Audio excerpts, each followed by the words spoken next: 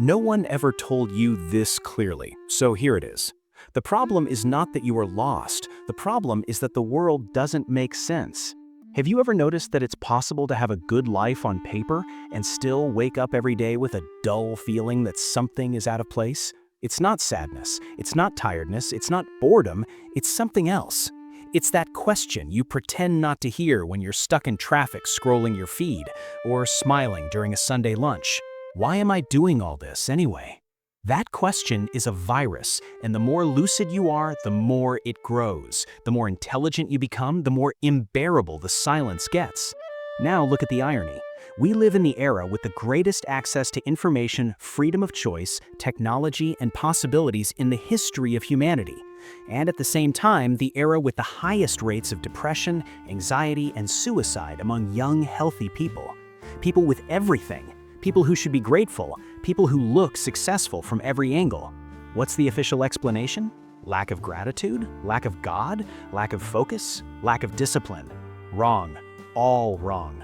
The truth is more brutal, and no one wants to say it out loud because it dismantles the entire architecture of modern life. The more we understand the world, the less it seems to offer a reason why. And that's the point no one wants to face. Maybe life doesn't have a ready-made purpose. Maybe the emptiness you feel isn't a flaw in you, but a side effect of being awake too much. Maybe you're not broken. Maybe you just see too clearly. Wessel Zapffe, a Norwegian philosopher almost no one mentions because his ideas are too uncomfortable, wrote that human consciousness was an evolutionary mistake, a catastrophic flaw. We went too far. Nature overshot. We were programmed to survive, to hunt, to reproduce, to continue, but we gained the curse of perceiving the absurdity of all this while we survive. We became the animal that knows it's trapped, the animal that can see the bars of its own cage. And then the dilemma appears. What do you do with this lucidity? There is no tutorial, there is no step-by-step guide. School doesn't teach it. Religion lost credibility for anyone who thinks critically. Science doesn't answer it, it only describes mechanisms. Instagram lies through its teeth every single day. And you go to college, you get a job, you look for a relationship, you travel, you buy things, you post photos. You perform happiness for an audience that's also performing. And sometimes, in the middle of all that, the truth explodes in your chest like a grenade. None of it fills you, not really, not deeply. That's why so many people collapse at the peak. That's why executives, with everything society promises will make you happy, take their own lives. That's why people with a house, family, and career drown in antidepressants just to get through Tuesday. It's not weakness, it's not ingratitude, it's existential emptiness. And it's more common than anyone admits because we're all too terrified to speak it out loud.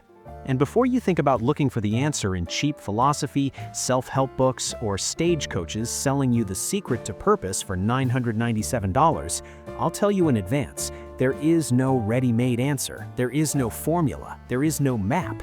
Anyone who tells you otherwise is selling you anesthesia, not truth. But there is a way to face this question without getting lost. In this video, we're going to break it down with serious arguments and no fluff.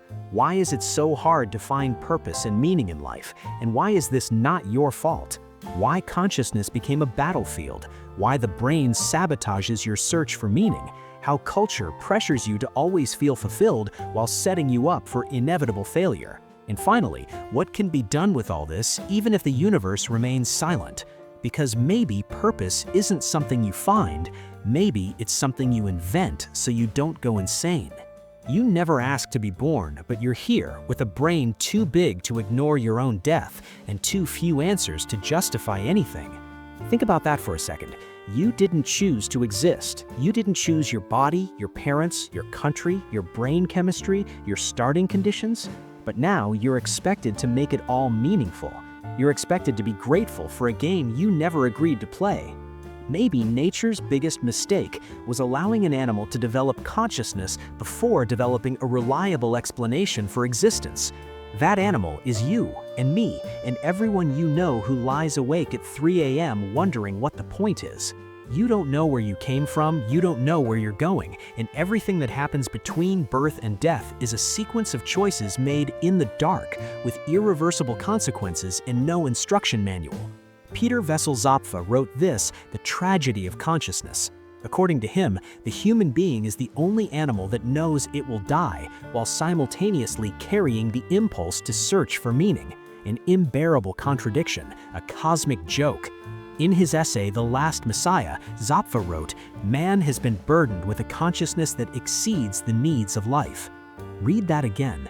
This means our lucidity does not serve survival. On the contrary, it hinders it.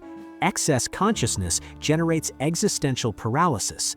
Knowing too much about life and about the emptiness it carries corrodes the soul from the inside. And so the human being, in order not to go insane, invents anesthetics, religions, goals, routines, ready-made purposes, television, alcohol addiction, work addiction, anything to avoid the silence. These are mechanisms of denial, as Zapffe himself said, defense mechanisms against reality itself. But what if you're the type who can no longer fool yourself? What if the lies stopped working? What if you've tried every distraction and still the question remains? Here enters Jean-Paul Sartre. He wrote that we are condemned to freedom. It sounds beautiful in a quote on Instagram, but it's a sentence, a life sentence.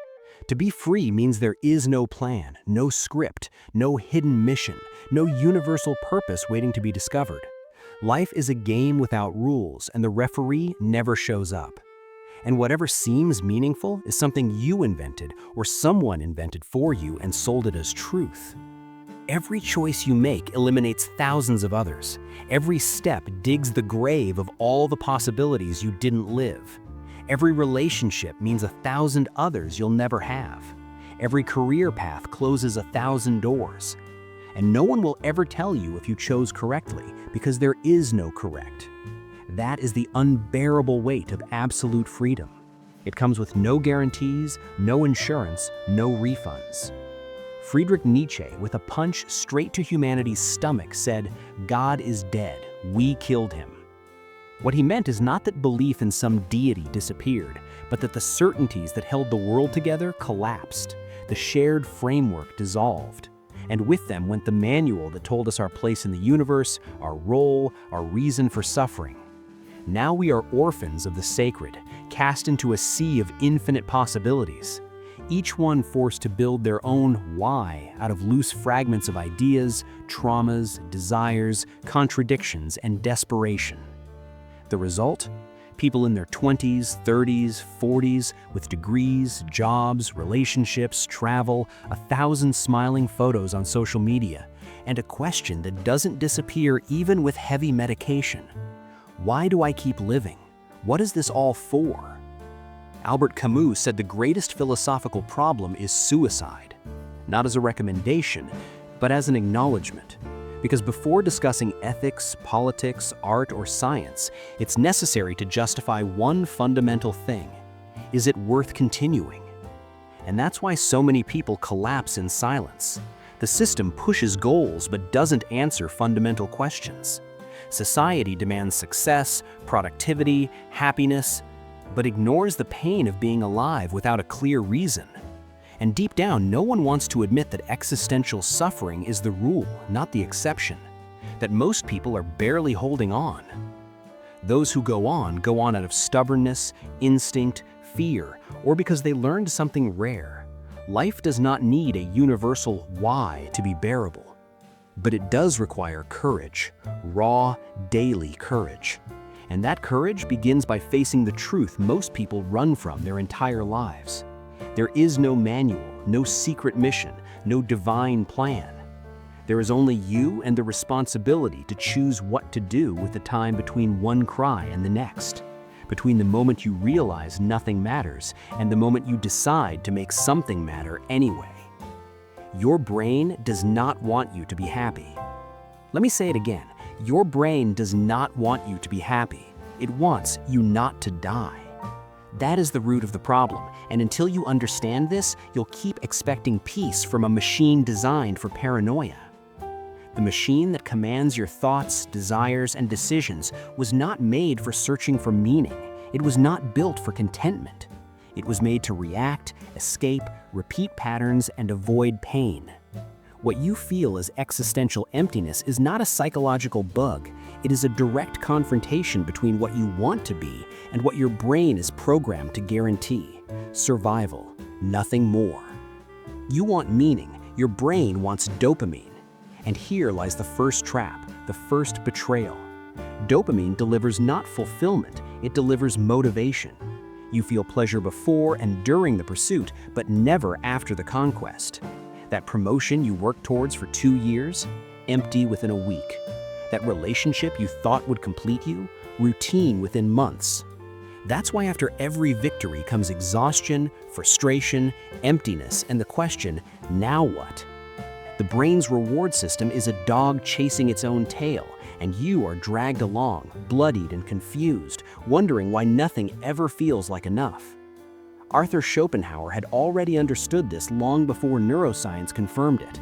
He wrote, "Life oscillates like a pendulum between boredom and pain." Think about your own life. He's right. Boredom is what we feel when we are momentarily satisfied, when we have what we wanted. But satisfaction never lasts. Soon after that comes the pain of lacking something new, some new mountain to climb, some new distraction from the void. What Schopenhauer called the will was this blind, irrational force that moves us, eternally dissatisfied, hungry, relentless, never content. Today, neuroscience confirms it with brain scans and chemical equations. We were not made to be content, we were made to desire. And desire has no end. It is an infinite treadmill, and you're running until you die. Worse still, while the brain pushes us to chase an illusory, lasting pleasure, it is also pathologically vulnerable to social comparison.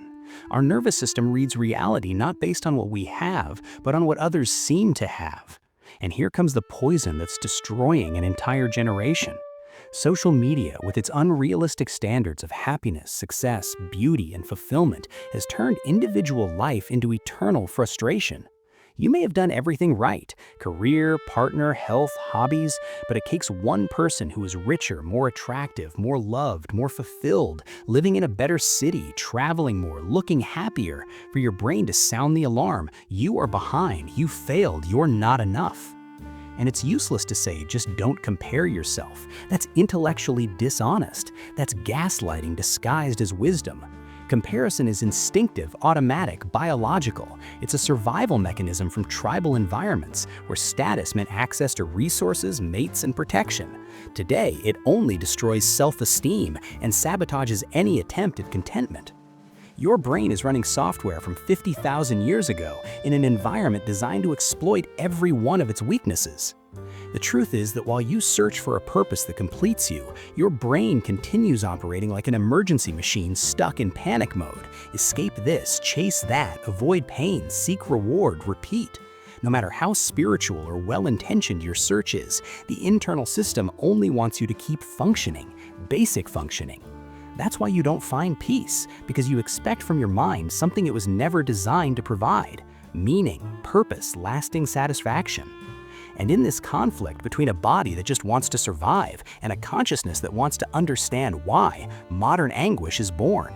This anguish is not cured with 5-minute meditation apps or gratitude lists written in a journal no one will ever read. It is faced with lucidity, with the brutal recognition that living with purpose is not natural. It is a superhuman effort, one that requires constant attention, reinvention, and vigilance against the impulses of a mind that only wants to continue existing, consequences be damned. In the past, being born already defined your place in the world. You were a farmer, a blacksmith, a mother, a soldier. Your role was given. Your purpose was inherited. Today, you were born owing an existential explanation to yourself and everyone around you. If you don't have a purpose, a passion, a clear vision of who you want to be, you are treated as a failure, as incomplete, as someone who hasn't found themselves yet, as if there's a complete version of you hiding somewhere waiting to be discovered.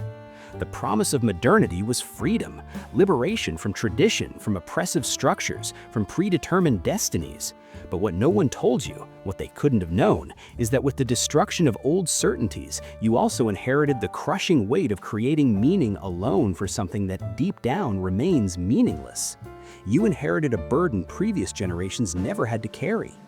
Before, purpose was given: God, nation, family, community, duty.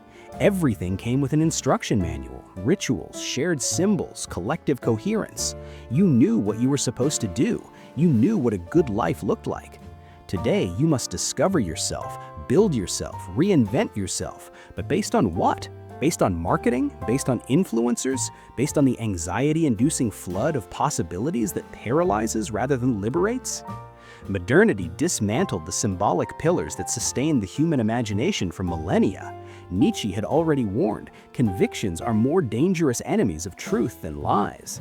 And now that all old convictions have collapsed, what remained wasn't truth, it was emptiness, a vacuum. And nature abhors a vacuum, so capitalism rushed in to fill it. Religion no longer convinces anyone who thinks critically. Science, though powerful and necessary, offers no meaning, only functional explanations. It tells you how, never why. Politics became spectacle, entertainment, tribalism. Community fragmented into digital echo chambers. Family lost its center, its binding force. The result is that each individual is pushed to invent from scratch what used to be inherited, passed down, shared. But this is not real freedom. This is not liberation. It's a market of identities, a shopping mall of purposes, all for sale. We live in a system that turns purpose into a product. Spiritual entrepreneurship, personal branding, high-performance codes, morning routines, meditation apps, life coaching, promises of infinite fulfillment if you just follow the steps, the method, the formula, the program. But this is a cruel illusion, a con. For the system to keep running, it needs you to never feel complete. It needs you to believe you're always behind, that you're missing something, that the answer is close, just one more course away, one more retreat, one more book, but never quite enough. Never enough. And then paralysis sets in. Excess possibilities turn into terror. The myth of total freedom becomes a mental prison. Because if everything is possible, everything is also your responsibility. Every failure is your fault. Every moment of unhappiness is evidence that you're doing it wrong. This is where the promise of find your purpose reveals itself as a burden heavier than any chains our ancestors wore. You're not just trying to live, you're being constantly evaluated on your ability to turn your life into a narrative worthy of likes, shares, admiration. And when you fail, and you will fail because the standards are impossible, there is no mercy. The fault is yours. You didn't try hard enough. You didn't hustle correctly. You didn't manifest properly. You didn't pursue your purpose with enough intensity. Emotional meritocracy, spiritual capitalism. It's easy to see this in the numbers, in the raw data no one wants to discuss. The youngest generations raised on ideas of freedom, individual purpose, and self-knowledge are also the most anxious, depressed, medicated, and exhausted in history. Freedom without structure became a minefield. The search for meaning became another demand, another box to check, not a liberation. Identity became an endless project, doomed to failure because there is no finish line. As Zygmunt Bauman wrote, in liquid modernity, nothing is made to last. Not jobs, not relationships, not values, not even the self. Everything melts, everything flows. And if the self is unstable, constantly shifting, endlessly under construction, how can meaning be stable? How can you build on quicksand? This culture taught you that you must be everything, successful, happy, healthy, spiritual, productive, authentic, unique, but gave you no tools to sustain that everything. It convinced you that if you are not happy, it's because you haven't found yourself yet. You haven't done the work, you haven't gone deep enough, but never admitted that maybe there is no ideal you waiting to be discovered like buried treasure. Maybe you're not a puzzle to be solved. Maybe true relief isn't in finding yourself, but in accepting that being lost is part of being alive. That living is improvisation, that no purpose is definitive, that meaning is something you build and rebuild again and again, knowing it will collapse, and that's okay. That's life. Most people you know are living on autopilot because if they stopped to think for 1 minute, truly stopped, turned off the noise, sat with themselves, they would collapse. No one talks about it at family lunches, work meetings, or in those filtered photos, but everyone is silently trying not to face the same monster lurking in the corner of every quiet moment. Life, deep down, is empty, and everything we do is a desperate attempt to pretend otherwise, to fill the hours, to stay distracted until we die. You wake up, you eat, you produce, you distract yourself, you consume, you scroll, you work, you watch, you repeat. And in the gap between one stimulus and another, in that brief silence before the next notification, there it is, the void, staring back at you, waiting. It's not sadness, it's not depression, it's too much consciousness. It's the weight of being aware that you're here temporarily, that none of this was necessary, that it will all end and probably meant nothing. Albert Camus in The Myth of Sisyphus called this the absurd, the conflict between the human need for meaning and the total indifference of the universe. The absurd burns from this confrontation between the human appeal and the irrational silence of the world. Read that slowly. This is one of the most devastating ideas in modern philosophy, and one of the truest, one of the honest. You want life to have intrinsic meaning, to make sense on its own, to matter cosmically. But the world doesn't respond. The universe is silent. The world simply happens, indifferent to your suffering, your dreams, your desperate need for it all to add up to something. And that's where many fall. They try to fill the void with anything that looks promising, anything that provides temporary relief. Career, marriage, children, recognition, religion, drugs, sex, success, spirituality, activism, art. But none of this guarantees meaning. These are rafts, not islands, and when these pillars fail, and they eventually do, they must, because nothing lasts, anguish returns stronger, heavier, flavored with the bitterness of failure and false promises. It's common to hear, you need something greater than yourself. But what if there is nothing greater? What if God is dead, as Nietzsche declared? What if all this, the universe, consciousness, suffering, love, death, is just an interval between two nothingnesses? What if you came from nothing and returned to nothing, and everything in between is just noise and chemistry? This question destroys people because there is no easy escape. It cannot be answered with blind faith or cheap cynicism. It requires courage to face the absurd head-on, as Camus proposed, and continue living anyway. To keep going even though the universe will never answer you, even though your suffering is cosmically irrelevant. The culture of purpose, self-help, and toxic positivity cannot tolerate this idea. It needs to convince you that there is something more waiting, something better coming, some reward at the end. It needs to keep you hopeful enough to keep functioning, keep producing, keep consuming, but never lucid enough to see the game for what it is, never awake enough to realize the emperor has no clothes, that the promises are empty, that the happiness you're chasing doesn't exist in the form you've been sold. But lucidity has a cost. It reveals that emptiness is not a defect. It is a symptom of awareness. It's what happens when you abandon illusions but haven't yet created something new in their place. For some, this is terrifying, unbearable. They run back to the comfortable lies, the soothing myths. For others, it's liberating. Brutal, painful, but liberating. Because when you recognize emptiness as the rule, not the exception, when you accept that this is the baseline of existence, you stop obsessively searching for a cure and start understanding that living consciously is living with absence. It's building meaning while knowing it can collapse at any moment. It's moving without a map, without guarantees. It's remaining lucid without going insane. It's choosing to create beauty and meaning in a universe that never asked for either. Most people don't want this freedom. They reject it. It hurts too much. It demands too much. But for those who endure it, for those who can hold the tension without breaking, there is a strength no system can destroy. The ability to sustain your gaze into the abyss without turning away, without blinking, without lying. And when you stop waiting for life to tell you what to do, when you stop expecting rescue or revelation, a new possibility emerges. Small, fragile, but real. Turning your life into a gesture, not an answer. Creating meaning as an act of defiance, not discovery. No one will come down from the sky and tell you your role. If you're waiting for a sign, silence is the sign. After everything collapses, religion, society, biology, collective myths, the grand narratives, what remains? You. Only you.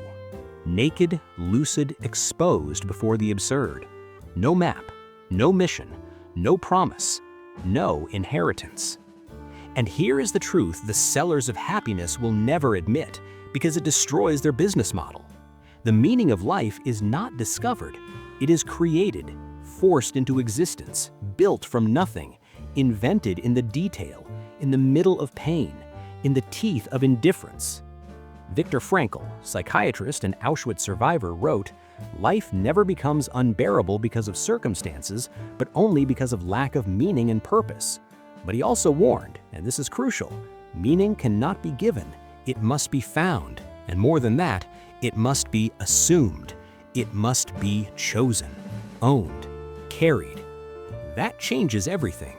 You are not here to find a destiny written in the stars. You are here to make choices that, even amid absurdity, create some form of inner coherence, some thread connecting your actions to your values. You are the author, even if you write with blood, even if the pages burn, even if no one ever reads it. The freedom that once felt like condemnation now becomes possibility. Terrible possibility, yes, crushing possibility, but possibility nonetheless. If nothing is given, everything can be built. And building purpose is not a grand act reserved for prophets and artists. It's not about changing the world, being recognized, or reaching enlightenment. It's about choosing every day, not giving up, getting up again. It's giving meaning to a relationship you decide to care for, even knowing it will end somehow. Giving meaning to work done with ethics, with care, even without glory or recognition. Giving meaning to art, to a cause, to service, to love, to care, even knowing none of it will be eternal, even knowing the universe doesn't care, even knowing it will all be erased eventually. It's like writing a letter and throwing it into the sea, not because it will be read, because you needed to write it, because the act itself is the meaning. Camus said that in the face of the absurd, the only authentic response is lucid revolt. Not suicide, not hope, but revolt, rebellion, the refusal to surrender. The struggle itself toward the heights is enough to fill a man's heart. The true artist, the truly alive person, does not value life more than others. They simply refuse to lie about it. They see clearly and choose to create anyway. That's the point. You don't need to lie to yourself.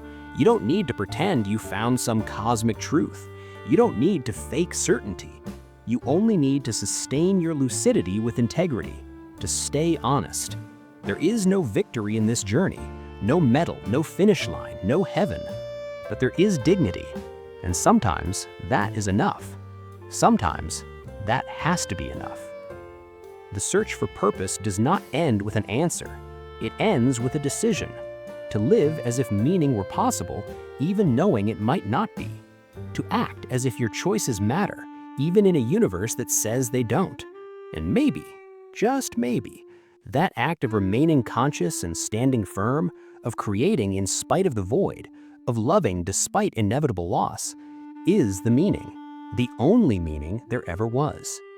If you made it this far, you know what I'm talking about. You feel it too. That emptiness no one will name honestly. You're not broken, you're just awake, and that's rare. If this helped, you know what to do. If it didn't, that's fine too. Either way, keep going, because the world has enough noise.